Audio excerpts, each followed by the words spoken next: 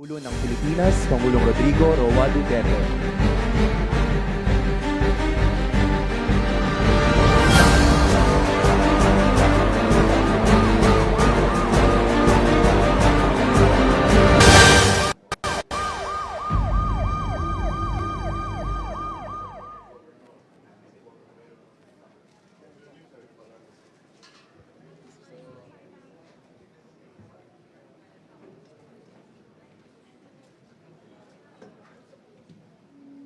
Ganda pa ng upuan ha. Kindly sit down.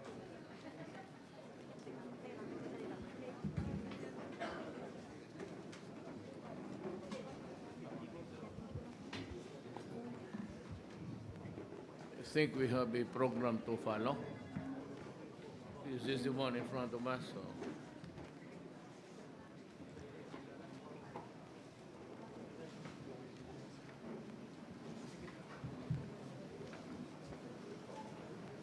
Can we have the invocation now? Part of we'll just do it sitting down.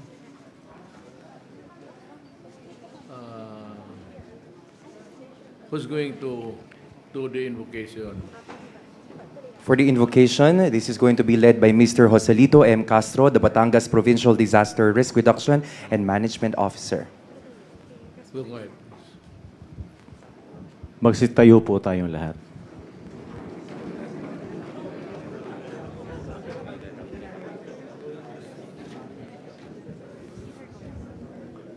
Ama naming Diyos na makapangyarihan ka po sa lahat, nagpapasalamat po kami ng napakarami. Ligtas naming nasapit ang dakong ito, hindi lamang may buhay at kami at may lakas, higit sa lahat hayag sa amin ang iyong awa at pagtubay mo po sa bawat isa sa amin. Idinadalangin namin dakilang Ama, ang isasagawang pagpupulong sa hapong ito. Gawaran mo po kami ng kapayapaan, banalin mo po ang aming mga layunin, ipagmalasakit namin ang aming mga kababayan, lalo na po sa panahong ito na may panganib sa aming buhay. Basbasan mo po ang Pangulo ng aming bansa, ibigay sa kanyang dunong at kapangyarihan, manatili siyang nangunguna sa amin, madala kami lalo, Ama, sa lalong marapat na paglilingkod sa iyo. Patawad po anuman ang aming naging kulang at pagkakasala. Hinihiling po namin ng lahat sa ngalan po ng aming tagapagligtas, ang aming Panginoong Heso Kristo. Amen. Everyone may now be seated. For his welcome remarks, let us now call on Governor Hermelando Mandanas of the province of Batangas.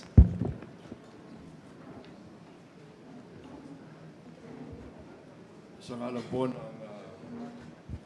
lalawigan ng Batangas at bilang gobernador kasama ang pamunuan, hindi lamang ng lalawigan, kundi ang lahat nating bayan at mga kumakatauan ng lungsod at mga barangay namin, lahat pong local government at sa buong lalawigan na po ng Batangas. Gusto po naming bigyan diin ang aming napakalaking galang, our great respect to our President in leading this particular meeting, which is really an expression not only of this administration's commitment na tayo ay maka-Diyos, makabayan, makatao, makakalikasan, kundi nakita po natin na ito ay sinasagawa sa lalong madaling panahon. Kaya buong paggalang at paghanga at ganun din po ang napakatinding pasasalamat na kaagad ay tayo ay binigyan ng pansin. Dahil ang sakuna pong ito ay tunay na kahit hindi inaasahan, ay atin po namang na mangyari ngayon ay atin po naman itong pinaghandaan. Ang paghahanda pong ito, hindi po naman nagsimula lamang ngayon, noon pa po ito. Kaya't ipinakikita po na ating ibinabalita na hanggang ngayon, wala po tayong nalalaman, wala pong namatay sa ating pagsabog ng hanggang ngayon. Wala po. At yun po, nagawa natin yung evacuation, pagpababahay, kung saan sila naroon, at yung evacuation center. At ganoon din po, wala pong nasaktan na ospital. Pero ngayon po, ay sa evacuation, nahahanda rin po naman at atin po ngayong nahaharap ang ating pananagutan para maipakita po na tayo ay handa, meron tayong balangkas na tunay na pagkakanap. At nagpapasalamat po tayo sa ating mga first responder. Hindi po namin ito magagawa kung hindi sa tulong, halimbawa, ng ating Department of Science and Technology, sa lalong-lalo na ating Director ng PhilBox, si Director Renato Solidon, na simula lagi pong nagbibigay sa atin ng mga paalaala at kung ano talaga ang nangyayari dito. At nagmumungkahi na dapat namin gawin at ito po naman ay aming sinusunod. Yung po ang pinakamalaking tulong na masasabi natin dito.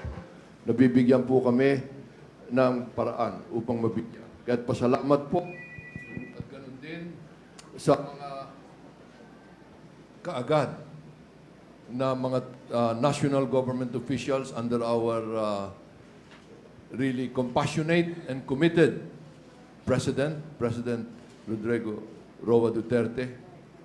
Ang amin pong day one, masasabi natin, nung wala pa hong alas 5 na nung mag-level 2, ay naroon na kaagad ang ating Secretary ng Department of Social Welfare dahil alam na naroon kaagad. At ganoon din, yung atin hong mga armed forces, ang kanilang mga assets, naroon na rin po kaagad. Dahil sa evacuation, kailangan. At ito po ay malaking dagdag. At yung mga balangkas po, yung iba po nating mga kagawaran, may mga commitment. At masasabi ko po, ganoon din po naman. Ang ibang local governments, pinakikita that under DILG, ay may pagkakaisa ang mga local government. Kahapon, dumating na ho yung galing sa Pampanga pa.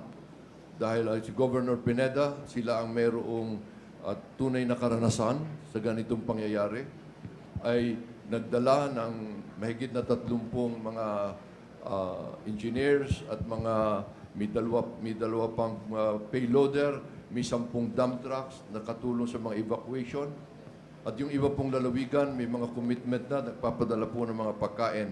Ang gusto po namin talagang sabihin ay napakalaking tulong na personal na kino-coordinate ng national sa katauhan ng ating Pangulo at kasama ang ating mga kailangan na mga secretaries natin at mga officials ng ating pamahalaan at naririto pong lahat. Dito ho'y pinakikita ang talagang pagkakaisa ng lahat at pinakikita ang pamunuan, ang leadership ng ating Pangulo na talagang nagawa niya dahil kapares ngayon, ipinakikita na taos-puso, talagang mula sa puso ang kanyang pagtingin at ang matibay niyang dibdib para ipakita na ang nasa kanyang puso, damdamin ay ang kapakanan ng mga Pilipino. Kaya maraming salamat po. Maraming salamat po, Governor Mandanas. Undersecretary Ricardo B. Halad, Office of Civil Defense Administrator and Executive Director of the National Disaster Risk Reduction and Management Council, will now present the consolidated reports on the effects of the Taal volcano eruption.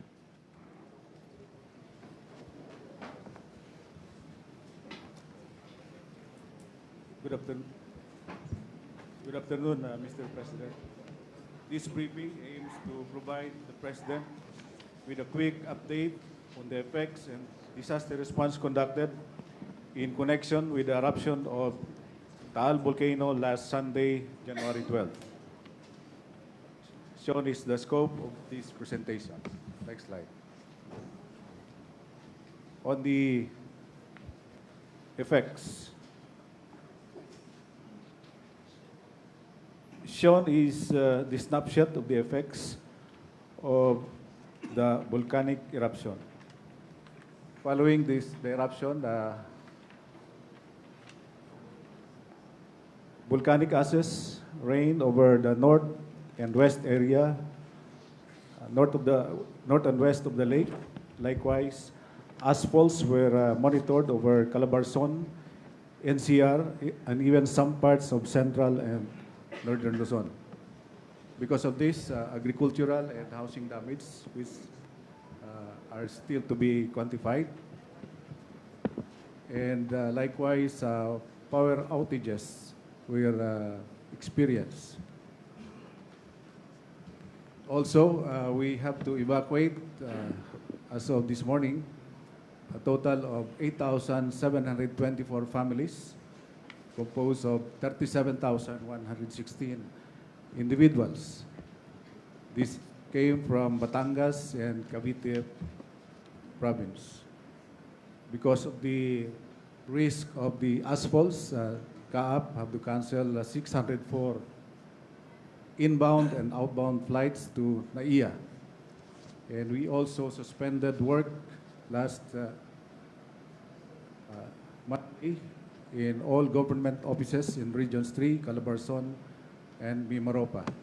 Likewise, classes were suspended in 184 cities and municipalities in Region 3, Calabarzon, and NCR. Next slide. The disaster response operations. Shown is the breakdown of evacuations. In Batangas, there are 168 open evacuation centers, while in Cavite, 24, for a total of 192, hosting 8,724 families. Next slide. And the Office of Civil Defense immediately convened the response clusters at the national and regional level here in Calabarzon. We also provided some logistics and provided information and warning to the public regarding the eruption of Taal volcano. The DSWD is leading the provision of food packs as well as some logistics shown. The DOH conducted rapid health assessment in affected areas, also provided masks, medicines, jerrycans, and other items, and disseminated health advisories to the public. The AAP and PNP provided assistance in the conduct of the evacuation through the use of their transportation assets. Also, the Bureau of Fire and Protection assisted in the evacuation operations and conducted flushing of roads and dredging of canals covered with asphalts. The Department of Public Works and Highways conducted road clearing in the affected road sections and also assisted in the evacuation of families. The Department of Education allowed the use of 22 schools as evacuation centers. Next slide. The ICT provided assistance on communications equipment, on communications and internet. And shown are the commitments and pledges of nearby local government units, Quezon, Laguna, the City of Manila, as well as some private organizations. Our recommendations, Mr. President, is the strict implementation of evacuation protocol, that is the observance of the danger zones, which right now is at 14 kilometers radius from the crater of the volcano.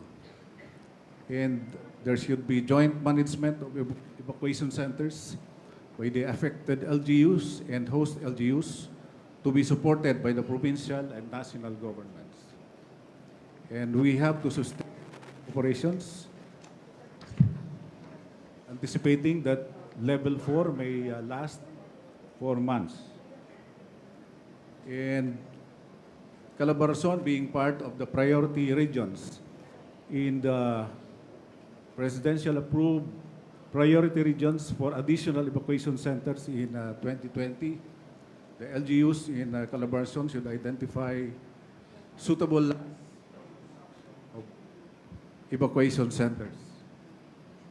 This was already disseminated last LGUs and other agencies through the Office of Civil Defense. And the last recommendation is the relocation of inhabitants from Taal Island, considering that it is within the permanent danger zone and it is a protected area. Next slide. That's all, Mr. President. Thank you and good afternoon. Thank you. Thank you, sir. At this juncture, Undersecretary Renato U. Solidum Jr. of the Philippine Institute of Volcanology and Seismology will provide updates on the Taal volcano. Good evening, Mr. President. What I would like to present is a timeline of what happened in Taal volcano and why the activity was so sudden compared to the slow ramp-up of other volcanoes like Pinatubo and Mayon. I'd like to present also the analysis of what's going on beneath the volcano and the possible impacts. And later on, Secretary De La Peña would mention the recommendations of the Department of Science and Technology. Next slide. Taal volcano manifested its abnormality March of 2018, and by March 28, 2019, we have raised the alert level to 1, which would mean that the Taal volcano is showing abnormality. However, since then, there was no ramped up in its activity. Shown on the screen would be 2 slides. One on the left is the earthquake. If the line is straight, there are no earthquakes. If this record is from Saturday 4:30 in the afternoon to Sunday, January 12 to 4:30, and you would notice, but before 1 o'clock, there was no significant earthquake event. Starting 11 though, there were already earthquakes that are increasing in number. And by 1 o'clock, it began to increase, and by 2 o'clock, the earthquake would be continuous. Shown to the right would be an instrument called tilt meter. Malalaman natin kung tumatagilid ang volcano o hindi. There are 2 lines, the blue and green colored lines. When they meet, that would mean that the magma is ascending very rapidly. The red line there, which is vertical, is 1 o'clock. And you would notice that after 1 o'clock, the 2 lines met, meaning there is rapid increase of magma. Note that the explosion of Taal volcano started 1 o'clock. Next slide. This would show the time lapse of Taal volcano captured by the IP camera inside the crater. And before 1 o'clock, there was no activity. And suddenly, we saw increased steaming. By then, we decided to increase the alert level 2, and our staff at Bocota Lisay called the barangay officials in the volcano island to evacuate, because we will recommend preventive evacuation. After that, there was a rapid increase in activity as magma rose towards the surface, boiling the water and creating more eruption, hence destroying the camera inside. Why was the activity so sudden? I would like to use the analogy of cooking rice. If we are cooking rice, when the water is being boiled, the steam would try to lift up the cover of the pot. And when you lift the cover of the pot, suddenly the steam would rise. So essentially what has happened in Taal volcano was that when there was explosion driven by steam blast, it took the pressure out of the crater, and the magma, since it has a high pressure, suddenly rose to the surface. And that started the stronger eruptions, which lasted early on, later in the evening of Sunday. Next slide. This would now show you the time lapse of the camera in our station, and you would notice that the eruption became higher and higher. That meant that the magma was getting close to the crater, boiling so much water and exploding the water and the magma. Next slide. By evening, we already know that new magma has reached the surface, and by early morning, we can now see red flashes, which is essentially what we call lava fountaining. Lava is being thrown out of the volcano starting Monday morning. Next slide. So what we now see in the volcano is somewhat decreased eruption activity. However, by past 6 o'clock in the evening, we began to record a lot of earthquakes. Since January 12, we recorded more than 2,000 earthquakes in the area. And that was the reason why we increased the alert level from 3 to 4 by 7:30 in the evening. These number of earthquakes are due to the fact that fissures within the Taal volcano area are being pressured by the magma moving up towards the surface, causing this to move. There were higher number of earthquakes the past 2 days, but earthquakes are still almost the same. Next slide. And the more important thing is that because of the intrusion of magma, the ground is being pushed up and it is creating fissures on the ground. From San Nicolas, Lemery, even Talisay, and even to Tanawan. And this would show you that the ground is moving up. Some of the fissures are due to earthquakes, but some are due to lifting up of the ground due to the magma pushing up. So although the activity of Taal is somewhat diminishing visually, the rise of magma is still continuing, and this can lead to additional activity. The worst case is that it will explode violently, and this would affect areas within 14 kilometers from the crater of Taal. Next slide. This would show you the projected impact of a worst-case scenario. The orange areas are the areas that will be affected by what we call base surge or pyroclastic density current. If there is an explosion, vertically, you will also see horizontally moving cloud running more than 60 kilometers per hour, and this can cross the lake water and even move up the hill towards Tagaytay Ridge and other surrounding areas. But Tagaytay will not be affected. The yellow areas are the buffer zone. So when we raised the alert level to 4, we recommended areas identified at high risk because of the base surge should be evacuated aside from the Taal volcano island. Next slide will be the recommendation. Mr. President, our recommendations would complement the recommendations given by our OCD. First is the total evacuation of Taal volcano island and areas at high risk to pyroclastic density currents and volcanic tsunami within a 14-kilometer radius from the Taal main crater. The second is the implementation of a no human settlement policy in Taal volcano island, which is a permanent danger zone. The third is that the public is advised to prepare against the effects of heavy and prolonged ashfalls. Accumulated ash on roofs can weaken structures, so it should be removed as soon as possible to prevent collapse. The fourth is that civil aviation authorities must advise aircrafts to avoid the airspace around Taal volcano and areas that may be affected by ash cloud. And lastly, we recommend that we should finalize hazard-sensitive land use plans for the towns surrounding the volcanoes. Thank you, Mr. President. Thank you, sirs. And now for his guidance, the President of the Republic of the Philippines, President Rodrigo Roa Duterte.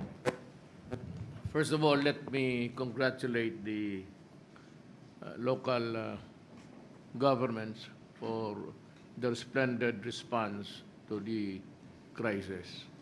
And of course, coming behind to take care of the people here during the rumble. Andito lahat. And I was even informed by Governor Mandanas that the first to arrive was General Bautista of the DSWD. I'd like to congratulate you for a job well done. This crisis seems to be a continuing one. Whether it will grow into a big explosion or it will simmer down, we have yet to let us see what develops in the days to come. It's up to the uh, Dr. Solidum to make out something out of it. But I'm happy that we responded well, and we are here almost, especially the SWD and the health authorities, because that's the main two problems really, and of course the food and people here cannot move. They are even covered with ashes, like zombies picture. Kawawa naman, and so we have to take care of day-to-day affairs of the community. Those hardly hit. The local and national government must stay for a while and do their work until such time that we are ready to declare that the crisis is over. It's a continuing one. I'm sorry I was not around. I was in Davao, but I was preparing to leave that night when I was informed that I could not make it because of the ash. So at early morning, I insisted that I have to be here because there's a crisis. At pinilit ko yung aeroplano. Well, they did something about the runway, making it wet so that there was less ash that could be seeping into the equipment of the plane. I was here yesterday, early morning. So I arrived at 6 o'clock. And I was keeping track of all departments. Bing Bong was also there. He was the one in charge, actually. I was just receiving information from him.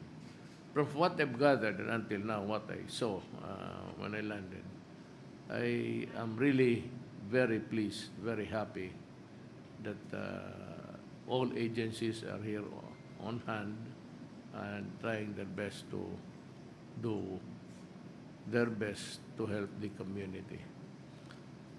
Batangas has always been, well, historically, every time Taal nagwawala yung buang na yan, Batangas and the peripheral local governments, places, the communities are the first victim. And so it is not a surprise, but nowadays, I was informed, I was reading some materials last night, that there seems to be an eruption of volcanoes around the world. And so we are no exception. Ours is the biggest, Mount Apo. You can see it in early morning. It's a very scenic view. But if it will explode, it will. I hope we'd have a hard time to make to run to the sea to swim. Malaki yan. If you've been to Davao, early morning makita mo yan. It rises very tall in the horizon. Ito naman ito, but you can never can tell. Actually, volcanoes are a very deceptive structures. It might really look small, but you would never know how big it is, what's boiling inside in the bowels of the earth. Or it could be a big one, but quite docile, like the Davao. The last explosion was what is centuries ago. We're a bit lucky. But Taal is the noisy one, and maybe you have failed to make some offerings there. You should go there and say a little prayer and offer something. Let's go by the primitive way of doing it, just like what our forefathers were doing. You make some offerings. It was true then, but it might be true now. Well, we are a Christian country. We believe in no other power than God. But you know, alongside with God, ito yung may mga ari ng mga bulkan, yung the Mount Makiling. We have been to Peru. It's a sacred. They say that Peru is. We've been there, but I didn't have the time to go around. But you guys who went with me during the, was it the epic? Yeah, it was the epic. I was just a little bit off my, because I didn't like Obama, and he was there sitting in front of me.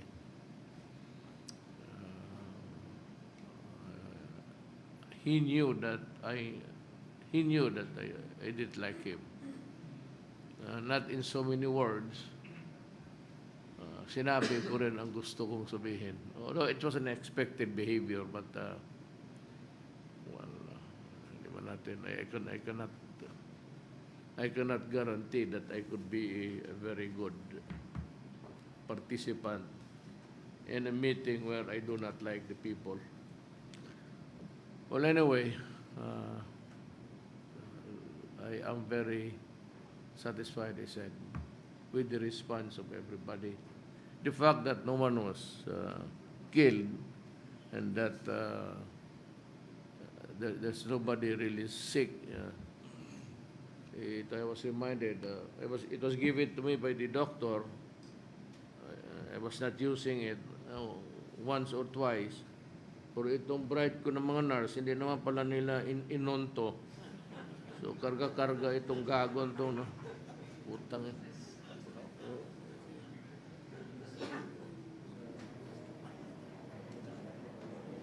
I'd like to kill her, but I need her very badly. She's my friend, she's my enemy. Every day we quarrel. Kalabang ng buang na yan. Pero she's the one that's taking care of me. Matter of fact, she's the one who can enter my room. She's the only one. So, nandito lahat. Health, sigurado yan. The immediate and urgent need would be the health people because yung respiratory ayaw ko yan, masakit sa ano, just like I was given one masikip sa so but when I went down the chapel, everybody was not, or everybody, some were, but almost everybody na wala namang maskara. Batangas is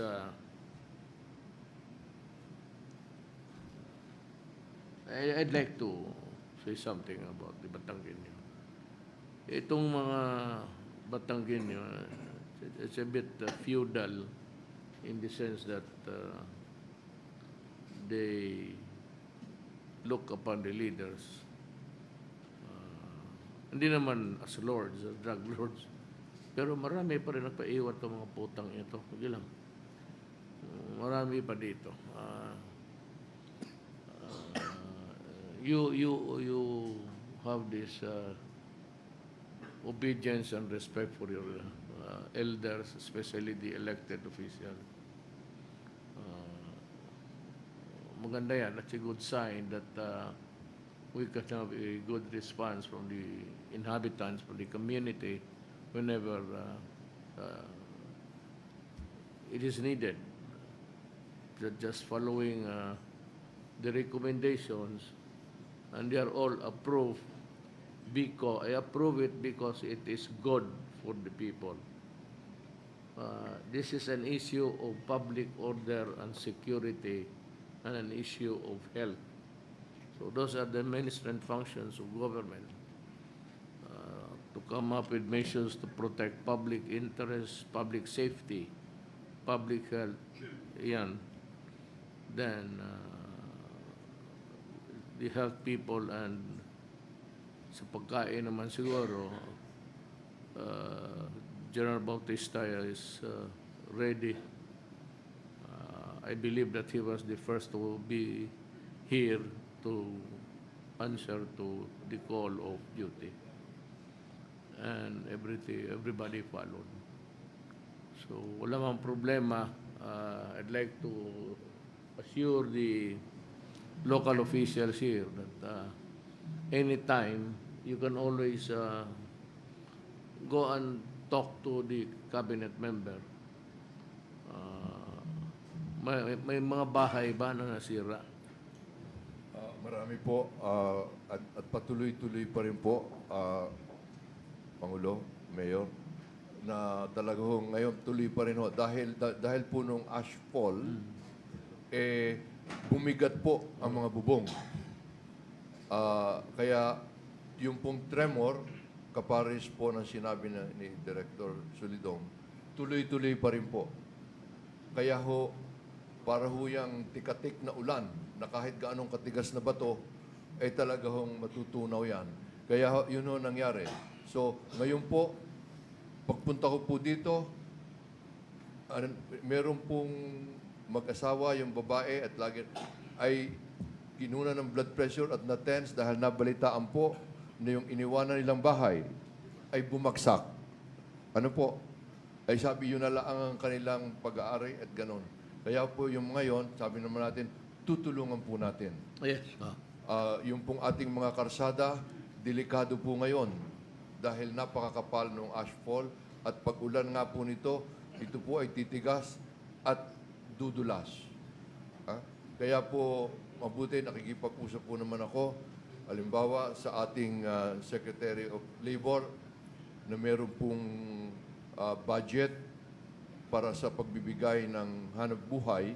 Kaya makakatulong din po sa livelihood. Kailangan po nating alisin ang mga bagay na ito. At sa Department of Trade naman, nakikipag-usap rin po ako sa tungkol sa livelihood. Pwede ngayon po silang gamitin naman ito paggawa ng mga hollow blocks. Para sa ginagawa sa Pampanga. Pinagkayon po ay nagiging ginagawa po nating positive ito. Dahil kailangan po talaga, para siyang nabanggit dito, ang nag-evacuate pong sinabi kanina, yung po ang nagpunta sa evacuation sites natin. Nagpagawa po, hindi lamang ang malalawigan, pati po ang mga bayan-bayan natin. Noon pa po. Kaya po, pati ho yung mga nasa isla na i-recommend na ilang taon na pong wala diyan. Pinasimulan po, nagpabahay pa ho yan, pasimula pa ho, nung ang governor ay ang ating congresswoman ngayon, Vilma Santos Recto. Tinapos po natin sa ating term. Kaya po, mayon po ang mga mitigation natin. Pero yun po ang mga dapat pa natin gawin. Pati po yung response, katulong nga po dito, hindi lang yung mga pagkain, kundi yung pong aksidente. Hindi lang, pati po yung mga school, siyempre ganun din na nangyari. Kaya po, duktong-duktong at natutuwa po ako na talagang ang tulong naman po ay natin dito. At ang ating, siyempre po, bababa ang mga ilog at kuhan, ay kailangan po ang dredging. Yun po naman Kaya sabi, kinausap ko na po ang ating secretary, sinulatan ko po tungkol dito. Dahil we have to anticipate. Ina-anticipate po natin. At ito po naman talagang natutuwa po ako at nagpapasalamat dahil ang ating mga kagawaran ay tunay na ang pagsunod sa pagganap ng tungkulin ay hindi lamang dahil tungkulin, kundi nahawa ng ating Pangulo, Mayor, na talagang malasakit. Ha? At siyempre, nangunguna po, alam ko, si Senator Bongo, Batanggenyo ho kasi yan eh. Kaya ho, yan ho, ang alam kong talagang naikot po yan, katulong po natin sa pagpapaalaala. Kaya, at nangako po naman lahat ang mga ito. At baka sila ho ang... Kaya ito po ay ginagampanan natin. Iniisip na rin po natin yung recovery and rehab. Ha? Napakahalaga po dahil ang ating pong tunay na nire-recover dito ay hindi lang para sa lalawigan ng Batangas, hindi lamang para sa Calabarzon. Dahil ito po ay sa buong Pilipinas. Dahil kung atin pong iisipin, yung pong kailangan ng development, yung mga electric power, ang Batangas po, ang talagang, ang capacity 30% ng buong Pilipinas at 40% ng Luzon lamang. Mas malaki po ang aming electric generation kaysa sa requirement ng Metro Manila. Mas malaki pa po. Kaya kung ito po ay maapekto, hindi lamang ng bulkan, kundi lalo na po yung mga kasabay na mga yung mga kasabay pong mga lindol ay ngayon pinaririyan na. Pati ho ay talagang maapekto ho ang ating power, maapekto po ang ating communication. 65% po ng cable ng DIC na ginagamit sa ating mga internet, yung ating submarine cable, narito po sa Batangas, nasa Nasugbu, na ngayon po ay napakarami ng mga evacuees. At yung pong aming evacuees, hindi lamang po yung sinasabi na mahigit na 37,000, pero kung sa totoo po ito, ay, yung po ay 5 times pa ho noon. Kaya nga lamang ang mga taga Batangas ay meron po talagang yung pong extended family, yung unity po, yung sa mga ay talaga pong matibay, kaya doon po sila nag-evacuate sa kanilang mga kamag-anak. Kaya yung po naman nakakatulong din. Pinakikita rin po yung self-reliance ng mga Batanggenyo. Ano po? Pero ganun pa man, kailangan po natin tulungan para rin sa buong, mas marami po ang nagtatrabaho dito sa Batangas kesa sa Metro Manila. Naririto po ang mga processing zones, yung Calabarzon as a region, Region 4A, mas marami po ang population, mas marami. At lahat po ito maapekto. Ang ating pong port, mas marami po ang nasakay diyan sa Port of Batangas kaysa sa Port of Manila. Almost 3 times po ang pasahero. Yung pong cargo, number 2 lamang po dahil yung Manila International Container Port. Kaya malaki po ang epekto nito. Kaya sabi nga po ni Director Solidom, ay talagang dapat bantayan at paghandaan. Dahil ang pinag-uusapan po natin ay hindi lamang Batangas, hindi lang Calabarzon. Ito po ay buong Pilipinas. Pag nangyari po ito. Power, from the point of electricity, our transportation, our fuel, even our raw materials for plastic, yung pong ating kaisa-isa ay naririto sa buong Pilipinas, ang ating JG Summit. So, marami pong infra na naririto sa atin na talagang kailangan pangalagaan. At sabi ko nga po, natutuwa tayo na ang Pangulo ay talagang nangunguna at nahihila ang ating mga kabalikat sa panunungkulan. At kami po naman ay alam po naman namin, katulong ang ating mga local government officials. Halimbawa po, Agoncillo, yan po ay may population na 50,000. Wala pa hong 1% ang natitira ngayon. Isa napapunta yung ngayon wala pa hong 500. Ang natitira ngayon sa population na 50,000. Ganun din po, halimbawa Talisay, ganun din kalaki. Doon naman ay siguro 95 ang umalis na. Kaya ho, yun ho ang epekto nito. At ganun din ho sa mga trabaho nila.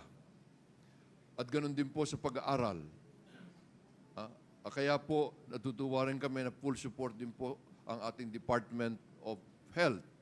At kaya nangunguna po naman tayo sa pag-support at pati sa funding ng ating Universal Health Law na kung meron tayong, at ngayon, makikita natin ito. Sabi nga ng chairman ng ating PhilHealth, ay talagang, dahil ngayon po, under that law, nasa lalawigan ang talagang pinakaugat ng lahat ng ito. At full support po ang Department of Health sa paggaganap nito. At ang lalawigan po naman, paghahanda dito, noong pa ho nakautang na kami. Available na po ngayon, approved na po yung budget na 4 billion more. More than double po ang budget namin ngayon. Lahat pong barangay, bibigyan namin ng rescue vehicle which serves also as ambulance. Meron po, yung pong aming mga ospital, lalo na po ngayon sa respiratory danger ngayon, ay dadamihan po natin ang mga equipment natin. At dito po katulong ang PhilHealth and Department of... kaya po, mahalaga po yung preparedness at yung po recovery makakatulong po ang itong pinaghandaan namin. Kaya nagpapasalamat po muli kami. At ganun din po, nakausap ko na po ang ating agriculture. Malaki na po ang nakausap kami, naka-budget ngayon. Yung nga po labor. Noong pa naman, nag-uusap na kami ng ating pong secretary ng mga pagawaing bayan na i-download na. At lahat pong kagawaran, ang ating pong department, ang ating pong NEDA, the secretary, nagkausap na rin po kami na talagang bubuuin po natin yung ating, at pagtitibayin yung ating Regional Development Council. Dahil ito po ang nagbabalangkas at nag-i-endorse ng mga projects na bibilis-bilisan ayon sa build. Talagang kailangan ang ito po. Kaya lahat po ng mga kagawaran natin ay talaga pong tumutulong. At siyempre po, ang ating National Disaster Reduction, nangunguna po yan sa ating ding pamimigay ng tulong.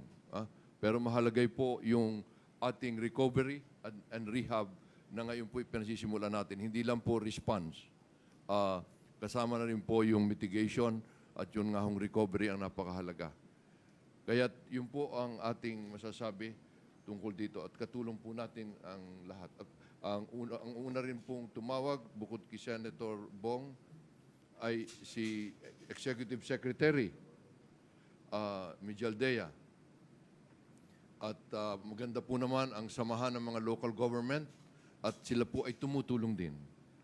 Hanggang mga taga-Sambuanga, magpapadala rin po. Pati ho mga Davao City, sa Bagao and Davao City, kahit nung magkalindol kami, kaagad, nagpadala rin ng tulong. Kaya po, gusto po naming sabihin na sa inyong pamumuno ay mayroon po talagang pagganap hindi lamang ng tungkulin, kundi mas mahalaga po yung malasakit na ipinakikita, yung commitment, compassion, dedication ng administration pong ito under ng ating, mabuti naman at ang ating President ay Mayor din, local government din, dahil doon po naman nangyayaring lahat.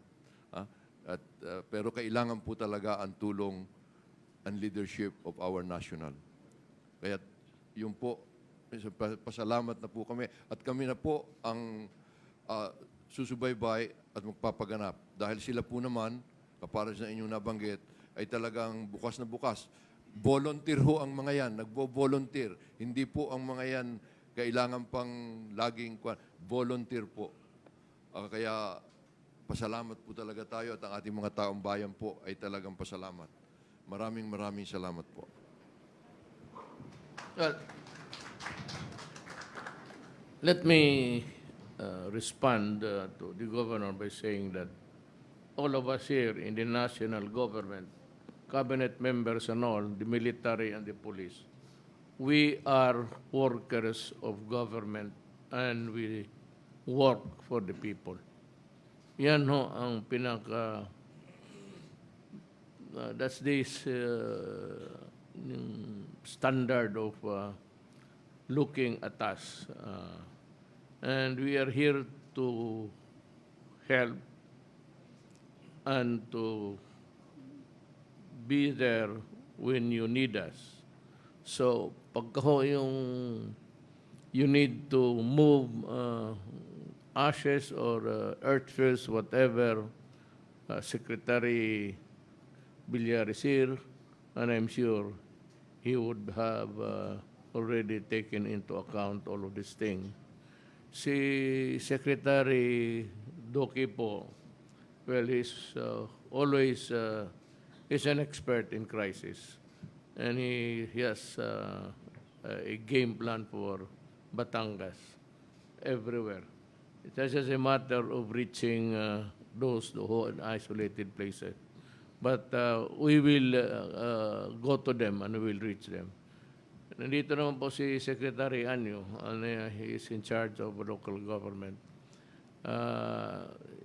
Masisiguro ninyo that he would do his work by ordering the people in the region, in the regional offices to do exactly what is expected of them. And hindi man kami dito, but I'm sure that they will take the orders from Jan Anyo. Si Ed is here. He will look into the houses that are destroyed, and he can come up with a recommendation. We can build houses. We can make it fast. Ed can help by, in matter of months, he can build houses for you, for those who are really in need of a new shelter. If it's just a matter of cleaning, then pag wala ho kayong tao, the Philippine Army is ready to do that for you. Wala ho kayong problema. Law and order, well, I think that this is not the time that itong mga, well, you have a problem here actually. Ang Batangas is a sanctuary for big drug personality. But that's beside the point of talking about governance. There will always a time for that. So, lahat ng kailangan ninyo, and Halad is here to make the estimates. They will not leave the place until it is safe, until it's all over. Kung natapos na, and we think that it's safe, and Taal has died down, it has standing down, there's no more explosions to be afraid of, then we can start the work really. Linisin namin yung daan ninyo, Secretary Villar will do it for us. The health, we will be vigilant until such time that the danger has passed. The local government will function more efficiently because we will be in contact. Cellphone lang naman yan eh. Sasabihin lang ng secretary kung ano ang dapat gawin. But we would also be happy to receive your complaints so that we can act immediately.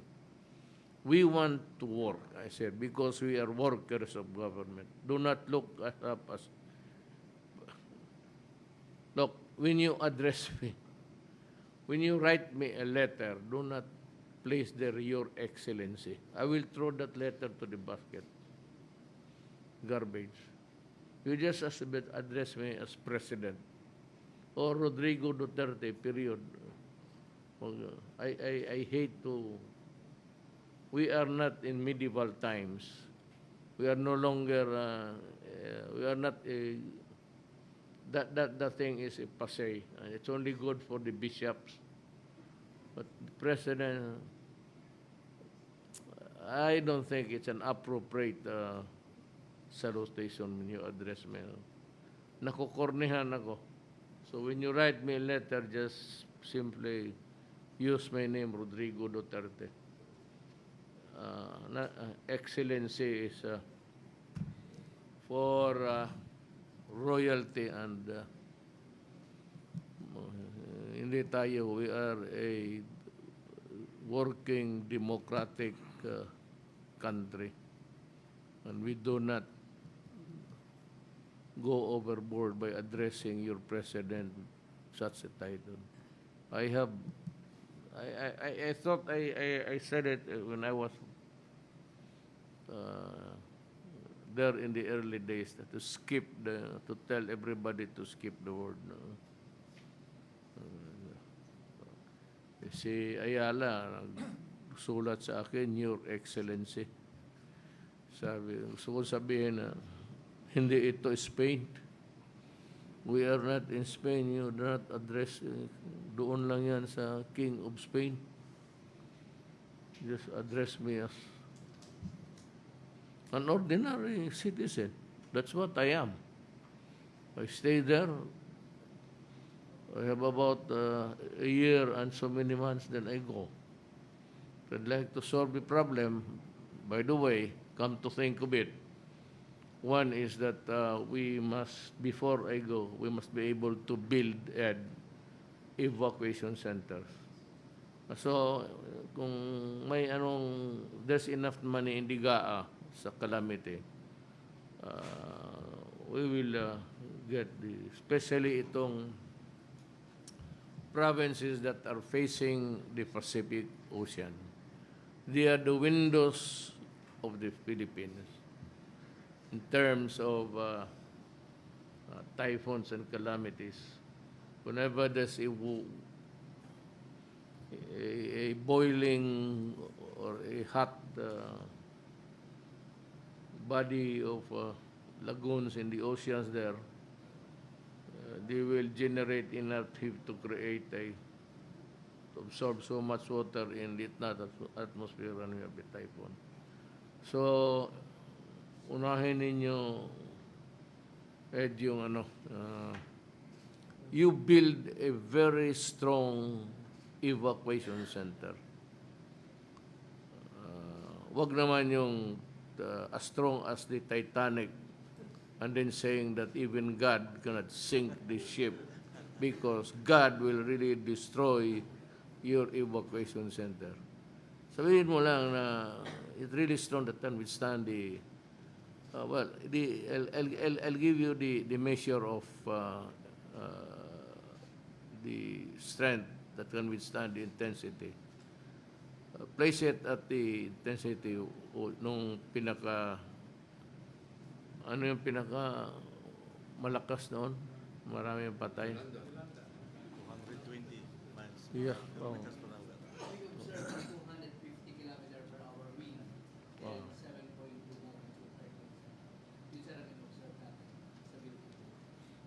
So when you build the evacuations, in Mindanao, you have 2 kitchens for that. One for the Moro and one for the Christian. And dito naman sa evacuation center,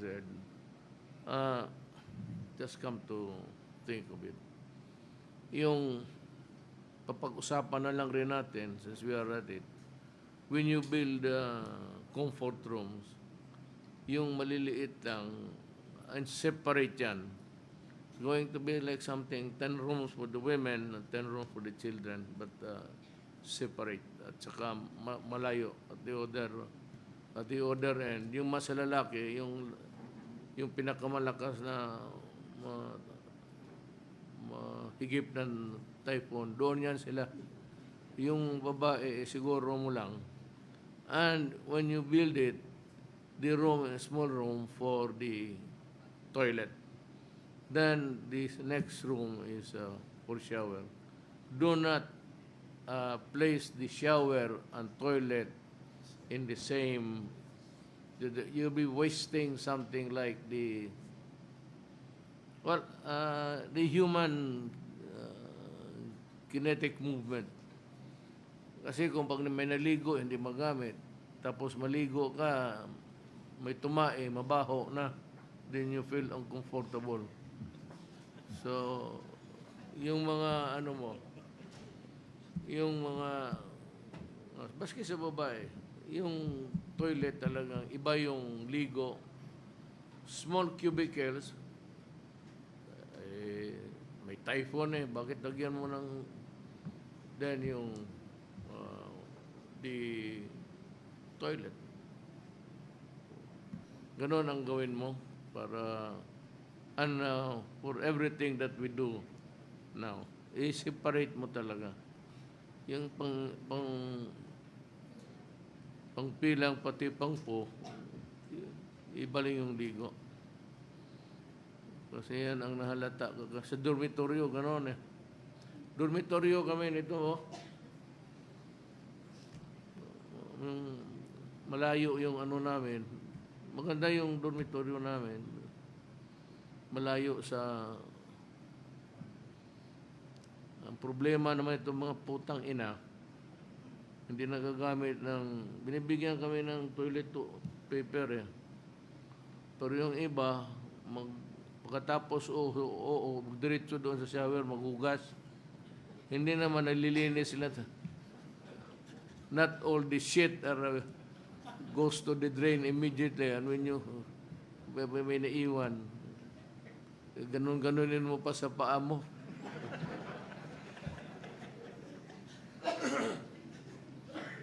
Kami ni sino ba ang kasama ko? Si Dulay.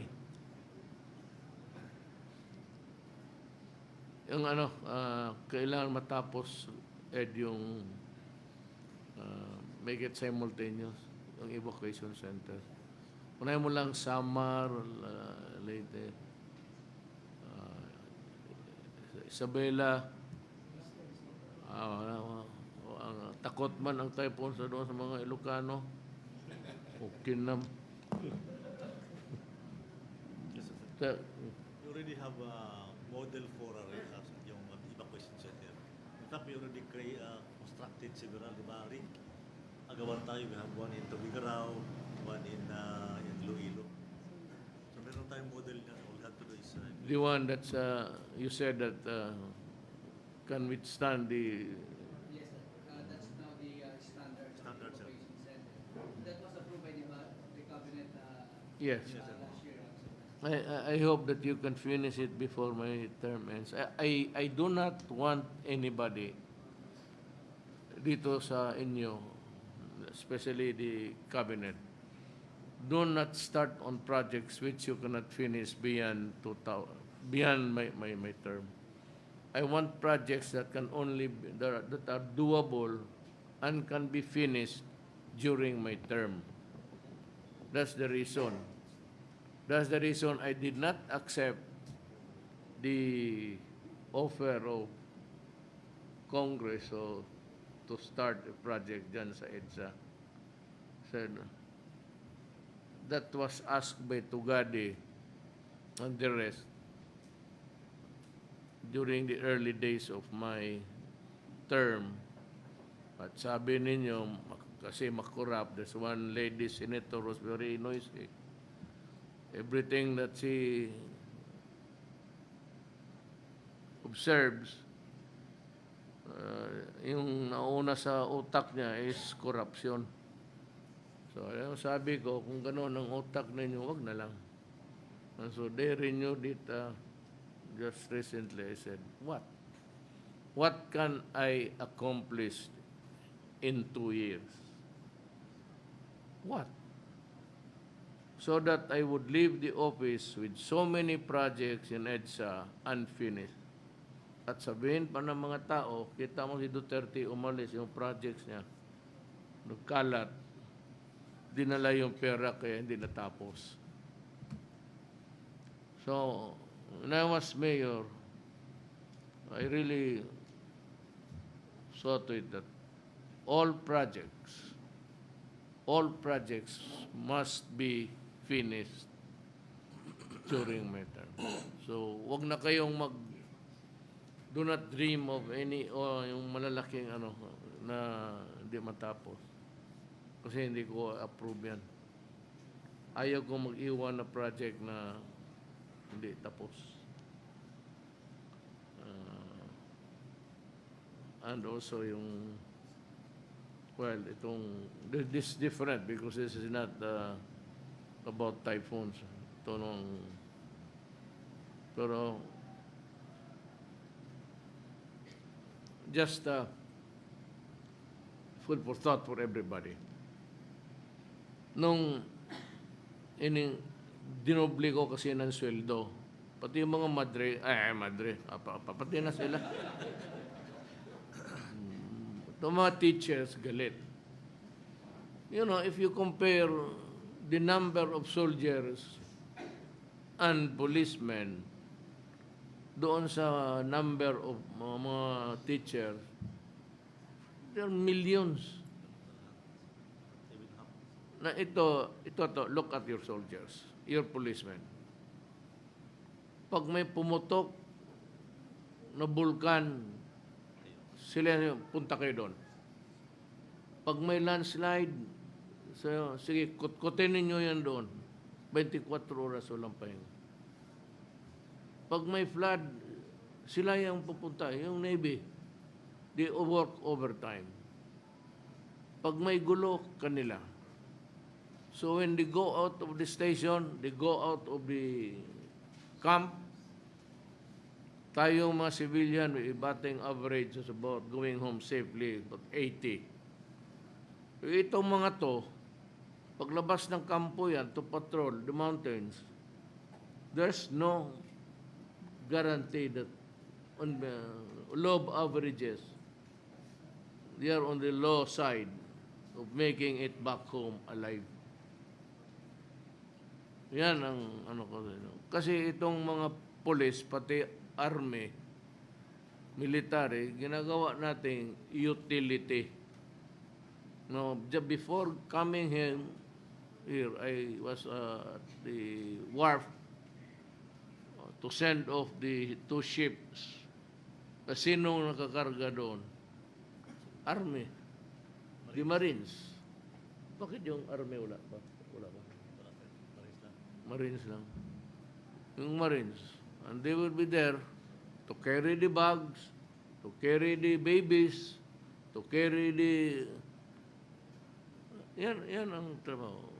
Hindi kasi nakita ng tao gaano ang sakripisyo ng military pati police. Sila yung pinapapagalitan, sila yung sinisigawan. Kung anong problema na you cannot solve, you call the police and call it. You do that. You climb there to the highest mountain and fix the thing. Kaya ganon. So, we rely kaya ng pang araw-araw nating governance. Yung utility boy natin is the police and the military. Remember that. Kaya na yung mga teachers na sumisigaw na hindi pwede. Wala akong pera, ganun kalaki. Kung meron lang, bakit hindi? Nanay ko, public school teacher. My mother was a retired school supervisor, public. Kung meron lang, at alam ko yung maghiram. Maghiram yung 5-6. Gusto talaga inyo tapusin? 5-6? Patayin ninyo lahat po motor ko dito. Lahat. Sagasaan mo, barilin mo. Tapos ang 5-6. So the idiots will take over. Kaya again, I'm warning everybody. Nandito sa do not be offended because it is true. I will not be imposing on you with this narrative kung masasaktan kayo. Ang Batangas talaga remains to be a red spot. Marami dito talagang gustong yumaman. Of course, mayaman ka. You get all the perks that life can offer, money, but it's going to be short-lived, at least during my term. Ako, nag-warning na ako, so maybe in not so many incidents, malaman ninyo yan. And it's true because you are into drugs. Do not shit me with ano. Nakikita ako kasi yung bangko ninyo. Kung makita ko may bilyon-bilyon ka, saan mo kinuha yung putang ina yun? Mayor ka lang tapos may bilyon ka sa bangko. That's like in Bacolod. Marami nang namatay doon. Yung mayor ng Mabilog, kasi mayor Mabilog, rather, alam mo, tinawag ko na yun. Alam mo ninyo, tinawag ko na lahat kayo. Lahat ng mayor. Sabi ko, huwag kayong pumasok dyan. Putang ina, papatayin ko talaga kayo. Mabuti yan si Mabilog. Sabi niya kay Bong, galit si mayor sa akin, Bong. Sabi ni Bong, ikaw raw ang sunod. Putang ina. Gago, hindi na bumalik. No, ganito yan. Drug will destroy my country. I will not allow it. At least not during my term. Drugs will kill the youth of the land. Saka yung mag-take over, well, a good number of them would be, alam mo, pag nabuang na sa droga, nabuang na talaga yan. Wala na. They are useless idiots. Might as well kill them. You just sit in a corner and they do not eat. Sa bagay, kung hindi mo kuha itong animal na to, wala tayong sa bigas. Wala tayong crisis sa bigas. Ang problema, kung ma-rehabilitate dyan, kaya malakas ng kumain ng buang, pataba. But I said, the success story of a rehab getting back to normalcy, I'm telling you frankly, it's very low. Mag-slide talaga yan. Karamihan yan mag-slide. And the family is broken. Alam mo, pag ito ang asawa, tinamaan, diba putang inang human rights na yan? May human rights ba dito? Sakalin kita. Pag tinamaan ito, the family becomes dysfunctional. Babagsak lang yan. Mag-aaway na ng asawa. Buti yan sa mga mayaman. Pero karamihan dito mahirap. Mag-alis. So what's the easiest way to get out of the morass that she is in? She will leave the family, bring the children to their relatives or neighbors, then she go to a recruitment agency, but patayin mo yung mga. Pagkatapos magtanggap ng trabaho. You know very well that most, hindi lahat, but Arabs, they practice, if you are a slave or a paid servant, rape is always part of the territory. Kaya makita mo, tumatalo na lang. Tumatalo na lang sa bintana. Kaya gano'n na lang sakit ng loob ko. Ngayon nung pinatay na binugbog. Walang Pilipina namatay dito na sabi na heart attack, hypertension. Pag uwi dito, yung katawan, bugbog talaga. Parang aso.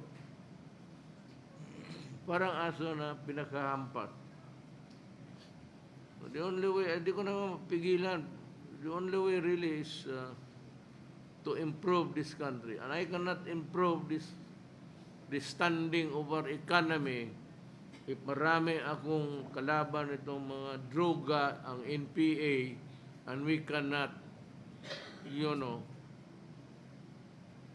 one administration after another, ganon lang yan.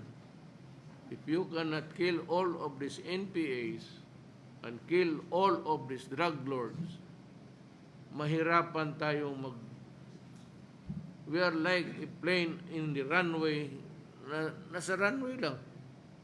O hindi tayo nagtitake off kailanman. No, they say that the economy is better. I don't claim any credit for that. But for me, it's still the same. As long as the Filipinos really are jobless and we cannot improve the country because the countryside is full of idiots who think that they can take over government. Kapag bubo naman itong mga NPA na to, putang ina. Gulo ng gulo. Hindi naman nila kaya take over this country. They cannot even occupy ang barangay for 24 hours. Sabi ko, sundalo, patayin mo na yan. Walang silbi yan. Sige, surrender. Tapos bumalik. Which is better? Look, there's so many families rendered dysfunctional. Putang ina, paano na lang yan? How do we cope up with this? Patayin ko yung isang putang inang dead carcass dyan, tapos itong bleeding heart ng human rights. Hindi nga nila alam, criminal itong mga putang ina. Itong pinatay.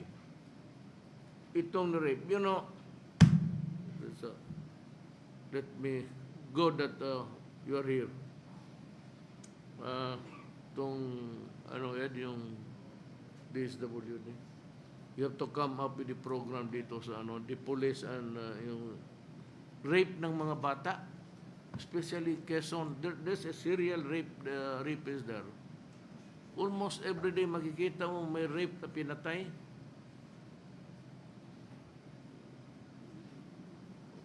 Patayin mo na lang yung putang ina, ganun rin eh. Huwag mong hulihin, damputin mo, tapos huwag mong hulihin sa maraming tao. Damputin mo, patayin mo. Putang ina itong mga to. There's makita mo sa Quezon, on TV, rape tapos patayin. Almost a good number of these incidents happened in Quezon. So, pakitawag lang yung provincial, pati yung, come up with a surveillance system of government workers na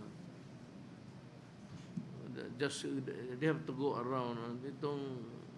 I hate profiling. I do not like it. But we are forced to do it.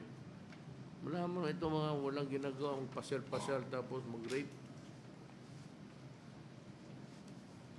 Pwede yan, kung buhayin mo, putulin mo yung utin so that he will be sad all the days of his life. Just cut it off with the scissor, hayaan mo.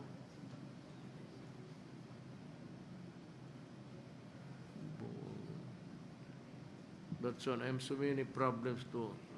Nakalimutan ko sa helicopter, marami akong inisip. Pagdating dito, makikita ko magandang babae na wala na. Really, I love beautiful women. The next statement, sir. Yes. Sir, you have approved the recommendation a while ago, but Yes. I believe that we should, I strongly believe, recommend that we strictly implement the suggestion or the recommendation that the Taal Island will be declared no man's land. Pagkatapos pabalik ang tao doon dahil if there will be another explosion na more violent, I think all people there will perish in that island. So we'll have to depend heavily on. I know that you cannot make projections actually dito, and there's an economic there's an activity there which can be seen visually, or it manifests itself with itong fume. But otherwise, kagaya ng earthquake, kaya ng earthquake sa Davao, hindi ako tumindig. Itong security ko, babae. Sabi niya, sir, nag-earthquake na siya. Sabi ko, tapos, sabi niya, bumaba ka na, sir. Bumaba ka lang, huwag mo akong pakialaman, natutulog ako. Tapos, kinuha na yung katawan ko dito, hinatak talaga ako. Sabi ko, sipain kita dyan ngayon, huwag mo akong... Tapos sumakyat tayo mga security ng PSD na lalaki. Sabi ko, tama-tama naman na. Sinabi ko, stop! Stop mo rin doon sa amin.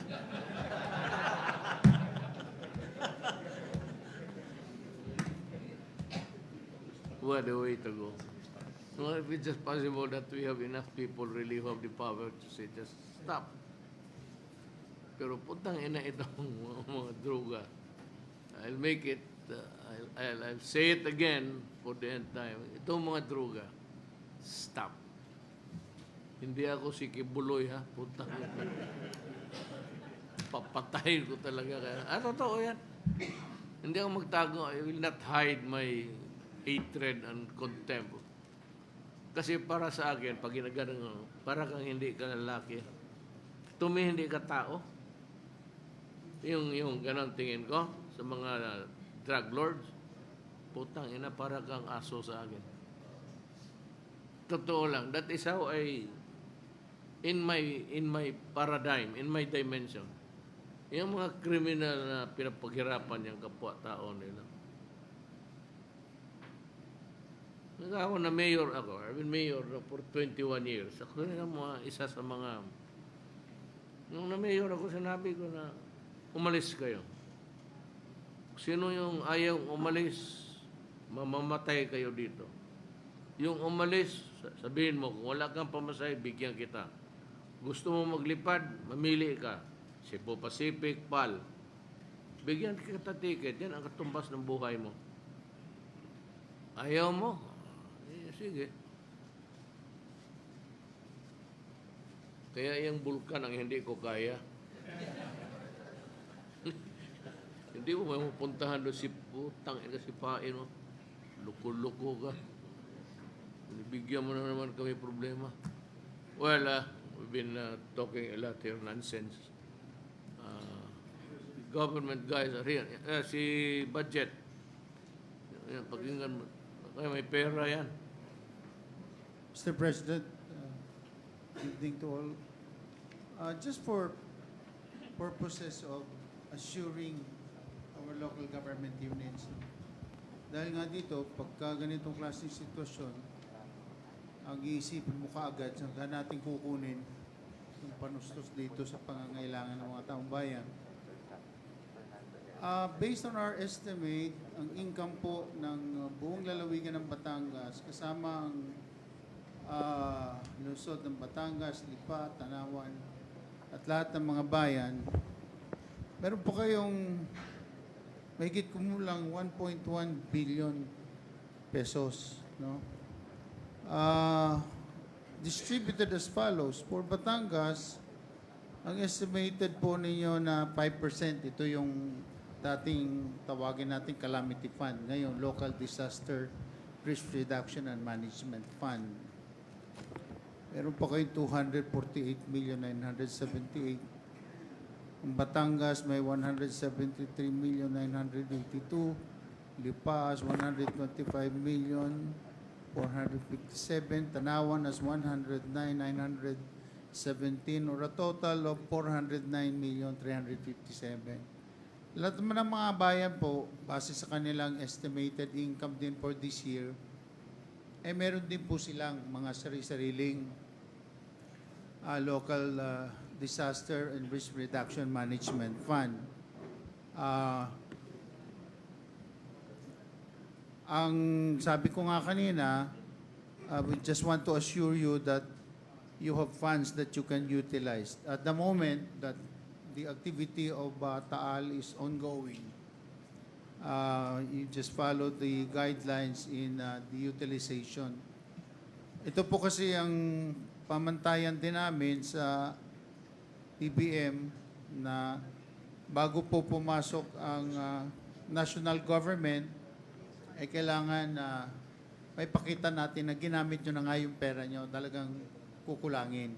Para sa ganon, yun din ang rekomendasyon ko sa Pangulo na aprubahan lahat ng mga pangangailangan because most of these either will be taken from the National Disaster Risk Reduction and Management Fund o NDRIM o di kaya sa contingency fund. Depende. But at the moment, I would imagine that lahat ng mga departments natin, lalo na yung mga first responders, are getting their funds from the continuing appropriations that they have.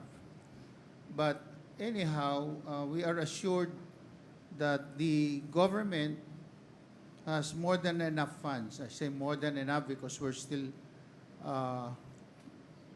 beginning the 2020 national budget utilization. But base din sa nandito sa nakikita ito sa General Appropriations Act. Ang DA may 1.5 billion, ang DepEd may 2.1 billion, ang DOH may 600 million, DND is about 250 million, DPWH 1 billion, DSWD 1.25 billion, NEA, yung National Electrification, meron din silang 100 million. And that therefore, we'd like to assure the people that the government is doing its best and managing the funds necessary to respond to all these needs. And as already stated, we will be consulting and securing the approval of the President in all of this, particularly in the utilization of the NDRIM funds. Ito yung sa National Disaster and Risk Reduction. So yun pong aming gusto lang na maparating sa inyo. Huwag po kayong mag-alala at base sa kautusan ng Pangulo ay nakahanda naman po ang national government na respond. Well, ganito yan. May I interrupt you. Ito pera nito na yung sabi nila, yung mauna muna sa kanila before the government will go in. How fast can they get the money and use it immediately? Pagka ho, base nga doon sa, una kasi ngayon relief and retrieval, etc. Sunod yung rehabilitation. So again, we will take the cue from, kung infra yan, from DPWH, kung housing yan, from DSUD. No? Ganun lang ho yan, Mr. President. But madali ho yan. What I'm really saying is, for the meantime, gamitin na ng local governments kung ano yung meron silang pundo. No? Para nang sa ganun, hindi rin mag-atubili ang national na, sige, sundan natin yan kasi kailangan gawin. No? In fact, yung mga first responder agencies natin, antimano, may naka-umang na yan ng mga assistance So yan, ginagamit nila. Sa ngayon, wala pa kaming nakukuhang request for availment under the 2020. So I would imagine na continuing appropriations yung ginagamit nila. But eventually it will dry up and that therefore they will start requesting for release of funds, which we will really also respond immediately. So yun lang po, Mr. President. I'm a very impatient man. Maybe defect in the character. But the universal complaint dito sa gobyerno natin is the grid, the long winding road of what you can get, but yung papel. Can you abbreviate the protocols? Yung paano padalian mo. For example, if the request is there, mapasok doon sa logbook, siguro mga 2 isang araw mo, lalabas na yan if it's there and if it's for the spending. When there is really need to inquire whether what are you going to do with the money and how are you spending it. If the purpose and the intention has already been deliberated or passed on, and it's a matter of just ang ano ng tao is yung yan talagang upuan yung papel. So, nandito man tayong lahat ngayon nakikinig, that's the including sa ano mo, Secretary Villar. Meron rin ganun. So, I'd come up with a program or an executive order maybe fast-tracking everything. I'll just give a director about 3 days. Then beyond that, you have to explain to me why it took you so long to process the paper. Kasi yan ang the greed ang ano dito sa gobyerno at tamad itong mga putang inan to. So I want yung papel, bitawan mo kaagad yan kung it's either if you approve it, do it. If you do not approve it, fine, you ano dito pala si RJ. Hindi kita nakita. I'll rumble on to another thing. Yung pulis mo to sa Quezon, sabihin mo sa kanila, ano bang, bakit araw-araw nire-rape na? There's a serial rapist or it has become something like parang it's fashionable for these idiots to rape and kill young women. Sabihin mo nga, tingin sa kanila. Why? I am asking why. Bakit maraming ano? Bahala ka ng, you are the chief. You have to tell them to create, including itong DSWD. You have to keep track of the girls also where they're going. Itong mga police, they should have they can smell a rat a mile away. Ma-profile, you have to go into a profiling. I said, I hate it, but you have to do it. Sana na wala na akong otherwise I'll go there. Lilia, daanan ko sila, tatanungin ko what's the shitting problem in this place? We have so many young girls being killed and raped.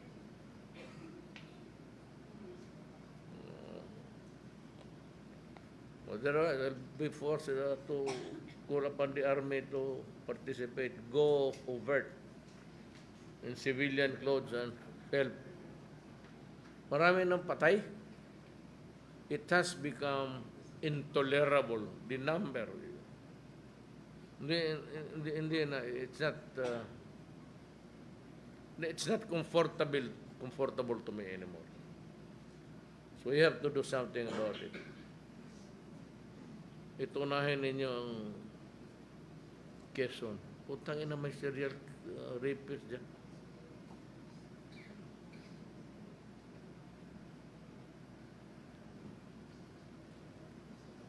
And well, anyway, in the next cabinet meeting, I will already be ready with the executive order. I will ask you to abbreviate at ilimit mo yung opisina na dadaanan. One table, there's a corruption. Another table, after the approval, he sits on the papers, waits for the money, then releases the paper. You know, I'm said I am a very impatient. Kasi sabi ko nga, it might be a defect in my character, but that's how it is. Kasi kung wala rin ako matatapos na pagka-presidente, wala akong... So,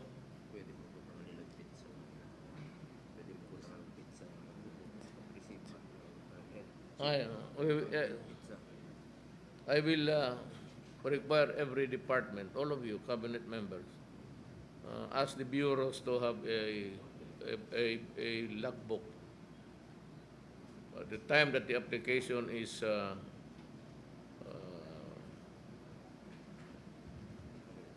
sa bureau,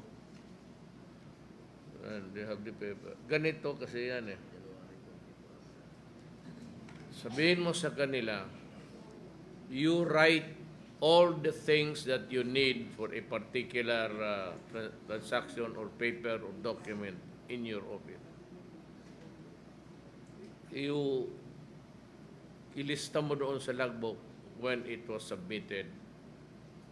Then another logbook or across it is kailan lumabas. So I will audit it and I will ask the people to may 888 eh. You name the department and the name of the cabinet member or director concerned. Sabihin mo lang because I will read it and I can call the attention of the particular officer in government. Para talaga matapos na itong ano. Kaya pagka hindi, sa 2 months, 3 months, that's why it slows down and we're getting nowhere. And that is why the economy is really dragging, almost dragging on its feet. It's been sakit. Tapos tingin ko, little has been accomplished and yet the finish line is there. I can see it. I hope I can make it. Pero kayong mga Pilipino, since naumpisahan ko na lang rin, do not let it go. Maraming mga daldal, or they are the paid hacks if you read so many articles about. But sinabi ko noon sa kampanya, yung corruption, hindi masyado dito sa custom, maliliit yan. Sabi ko ang corruption nasa taas. And it was really a sort of na I was elected, tapos these contracts which were hidden from the Filipino people, and it was only because of their greed. Kaya nung walang tubig, nagtataka ako bakit walang tubig. So somebody told me may tubig. So I had to check it with sa intelligence. Sabi ko, silipin mo nga. Rumeport niya sabi niya na may tubig. Kaya sabi ko sa Davao, putang ina kayo pag walang tubig pagdating ko bukas. Pagsasampalin ko kayo. Kasi alam ko may tubig eh. Maglilinya kay sa rep ko, sasampalin ko kayo. And I will do it. Bahala ko ano sabihin ninyo sa presidente ninyo. Pagdating ko may tubig. So that started. Then the 7 billion that you are trying to collect. Puta na sari. 7 billion, shit, I will not pay you even a cent. Nakita ko yung kontrata, ayun, pumutok. So hindi nila alam maging presidente ako. O akala nila that I will just also, they're reaping. They've been fucking the people since 1957. Billions, trillions. Yung tubig, water treatment, ilang putang sa bill ninyo, bayad ka, water treatment facility. It was a 1957 contract. Until now, there is walang isang makina. Walang hiya talaga itong mga mayaman. Totoo lang. When it rains, it pours. Sasagarin talaga nila ang... Hindi ko naman isabi lahat mayaman. Itong mga... Kaya sabi ko, I'm saying this because do not let it go. I may not able to arrive at the finish line. Baka hindi ko na maabutan yan. But wag ninyong pwede yan. Kasi sabi ninyo, naghingi kayo noon ng where's the big fish? Ito na ang hiningi inyong big fish. Ayala pati Panginiban. Pangilinan. Yon ang mga tao na walang ano ba yan sa Bisaya, kapura. Yung walang insatiable. Walang katapusan. Sabi nila mga kagulo, sabi na, economy will go down. What can I do? Sabihin ko na lang, go ahead. Nandyan na yan. At masabi that the economy will slow down. What can I do? There is a serious violation of the Constitution. As a matter of fact, that contract right at the beginning was null and void. Isang tingin ko lang, hindi naman ako bright, pero I was a prosecutor all my life. As a trial, that was my job. That the corporate tax will be passed on to the consumers. Eh di wag mo nilang i-tax. Tatamaan din pala ang tao. And yet that contract was approved by lawyers now in government. I hope Drilon is not one of them. Kasi when I decide to, ididemanda ko talaga. I will file the charges of it's either plunder or syndicated tower. Huwag kayong matakot. Mapotol tubig. Hindi yung matakot. Putang ina, I will expropriate, nationalize ko yung tubig. I will take over. Karaming military dyan na marunong. Simple lang man yan. We have enough technical people in the military to do it. Iti-take over ko yan. Paghuhulihin ko sila. You know why? Until now, the crime is being committed. Kahit kayong mga abogado, it is a continuing crime.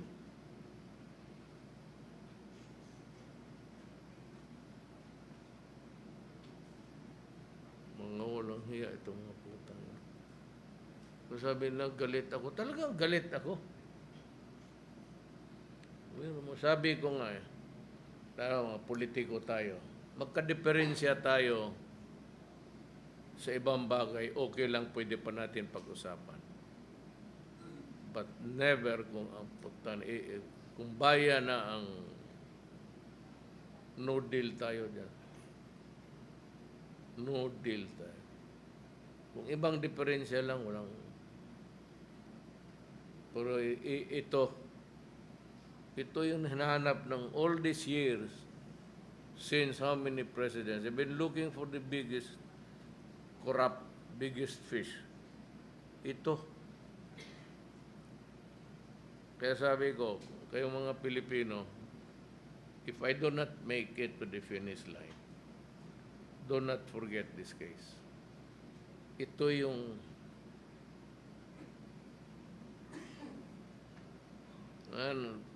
publicly, I will ask the military and the police. See to it. Wala akong nagsabi magkudita kayo, but see to it that these things will be corrected in our lifetime. Huwag na yung mga mayaman. Sila nga yan eh. Because of relation, kaya ako hindi ako nagpag-usap ng tao. I eat alone, dinner time, sometimes with the nurses. I do not invite businessmen. Ayaw ko. So, sinulat mo ako dito. Yung evacuation center. Sana matapos yan. Walad. Tignan ninyo matapos yan. Kaya ni at yan lang naman maiwan ko para sa mga Isabela, Cagayan, yung if there's no land, then you can buy the land. Do it fast. I hope to see busin natin yung pera at tao. Nanakawin mo rin yan ng putang ina. Hindi ubusin na natin.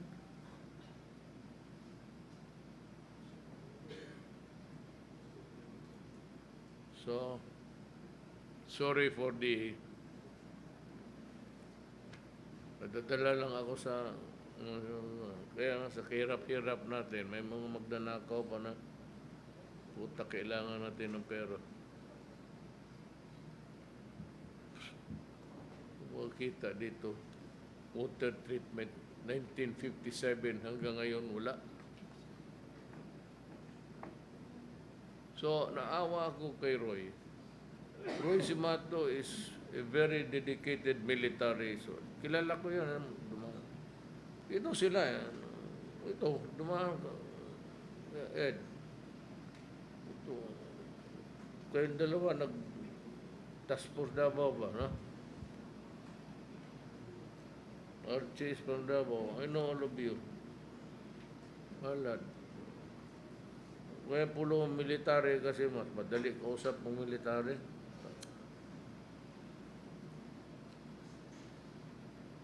May isa pa akong gustong sabihin. But work up on your DC, mga DSW din ninyo. Yung keeping track of itong mga babae na alam mo, usually yung mga mahirap. They are the ones na lakad-lakad dyan sa daan. Wandering, hindi naman vagabonds, but so it's the work of the policeman to work faster. Archie,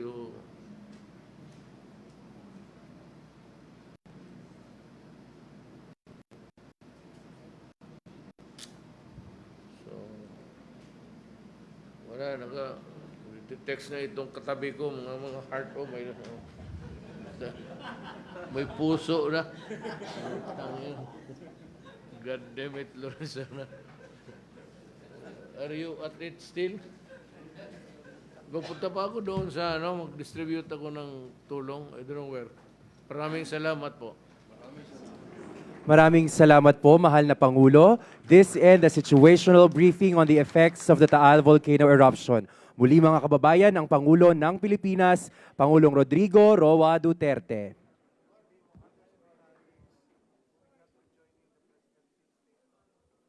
Other secretaries will not be joining the President. Please stick around.